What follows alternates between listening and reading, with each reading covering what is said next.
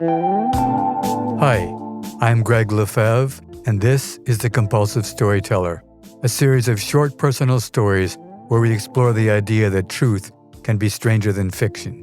In this week's episode, entitled Ratatouille Too, after days of preparation, my girlfriend and I are ready to entertain her new boss, a French diplomat and his wife.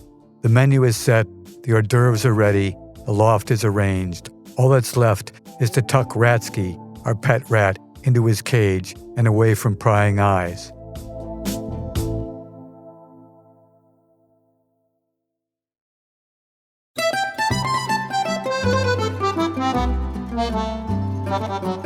I'm embarrassed to tell people that we have a pet rat.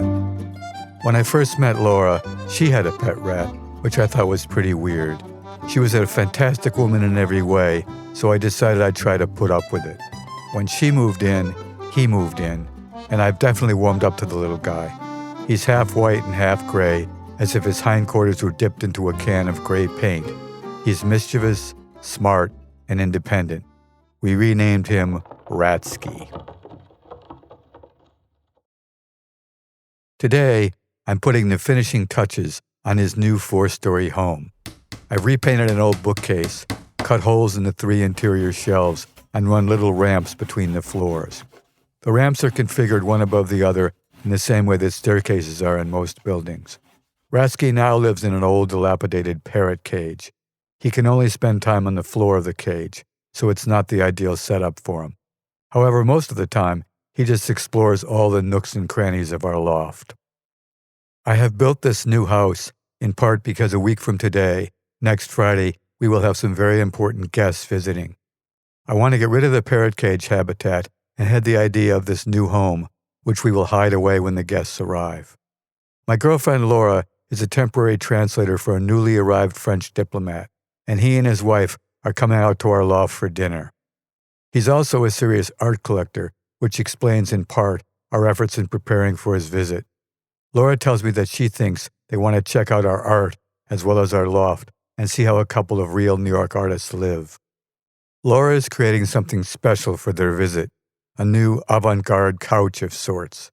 She's purchased 8 big blocks of foam rubber, 4 cubes to sit on, and 4 thick, taller rectangles to lean back on.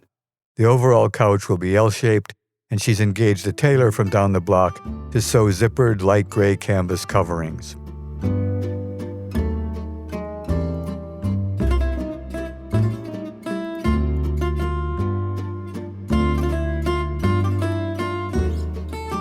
Now it's Sunday evening, and I move Ratsky from his old parrot cage into his new digs. He's been allowed to roam the space most days, but we keep him locked out of his cage when he's exploring. That way, when we call him in the evening, he's hungry and he always comes. Then he's locked in for the night. I always call him by singing out his name in a falsetto, Ratsky, Ratsky, and there he is. Tonight I call him to his new home, and he comes hesitantly because of the change in routine. But he's hungry, and there's food inside, along with water and some clean rags for a new bed and also some pet toys. He enters, eats, and explores. On Tuesday, the foam rubber and the canvas coverings arrive, and everything fits perfectly. Ratsky has also adapted well to his new 4-story house.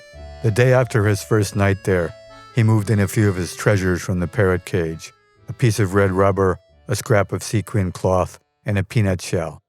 We've also supplied the cage with all sorts of new small toys. Thursday has arrived, and we start shopping in earnest for the dinner party. Yesterday I chose the wine and decided to avoid French wine because I don't want to make any faux pas of any sort because of my lack of knowledge of French vineyards, and instead chose a few bottles of white from an excellent California vineyard. In the evening, I call Ratsky, and he shows up immediately and races into his new cage for a meal and a night's sleep.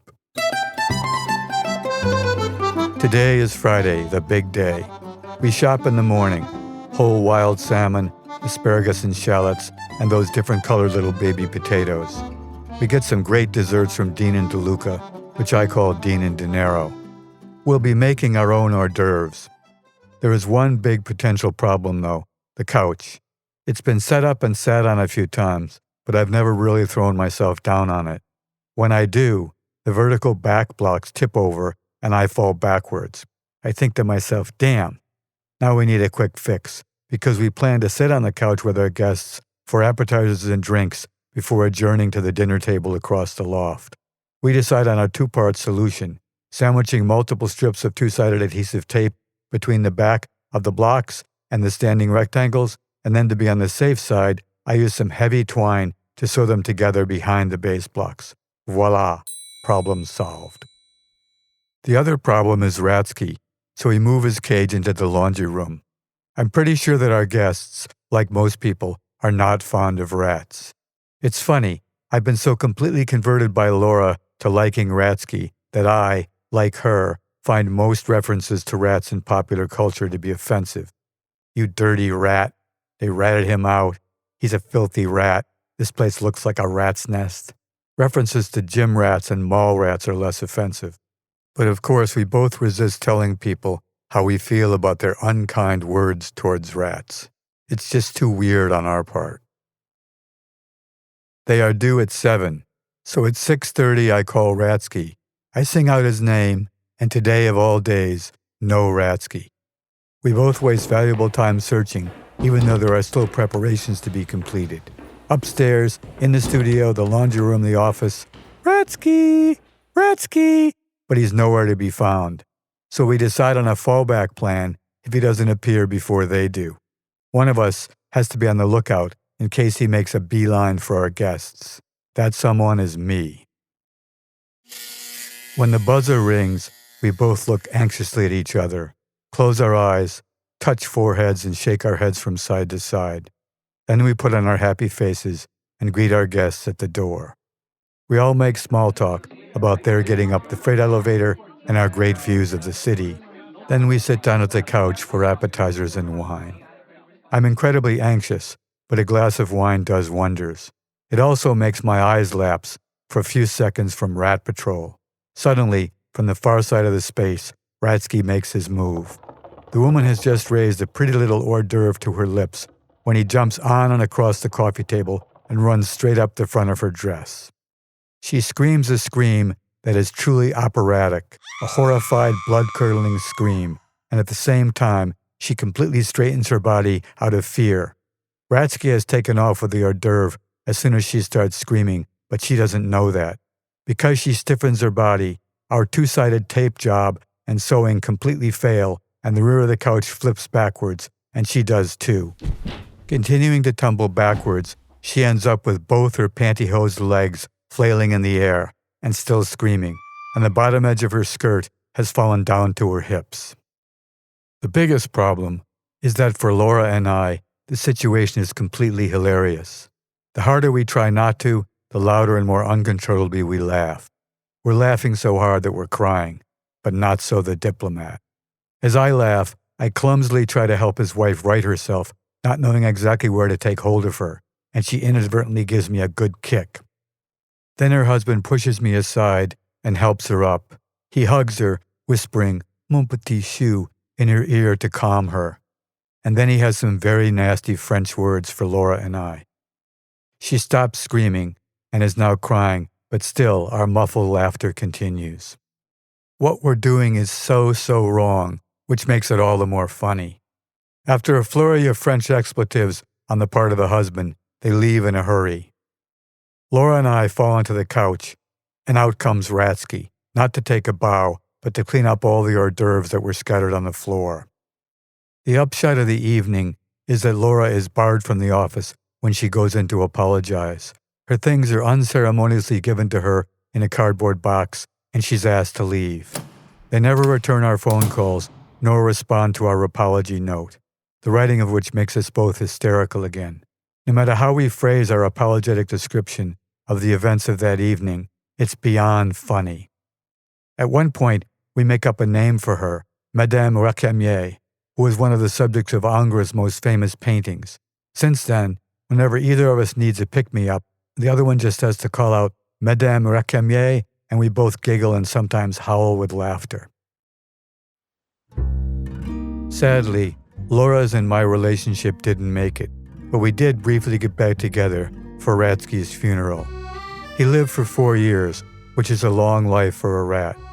He's buried in a grave in Greenwood Cemetery, marked only by a couple of his treasures, both of which disappeared over time. To this day, though, I'm still offended when people say nasty things about rats.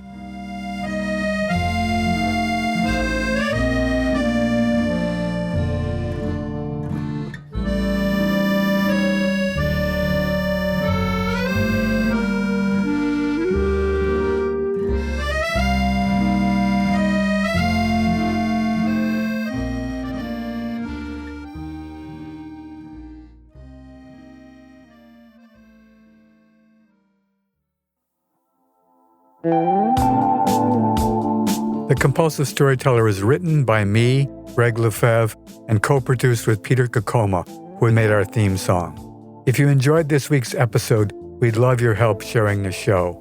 Please subscribe to The Compulsive Storyteller for free on Spotify, Apple, or wherever you listen. And if you would leave a review, that would be fantastic. Follow the show on Instagram at The Compulsive Storyteller, and check out our website for more information at thecompulsivestoryteller.com. Thanks for listening, and if you don't like this one, the next one will be another story.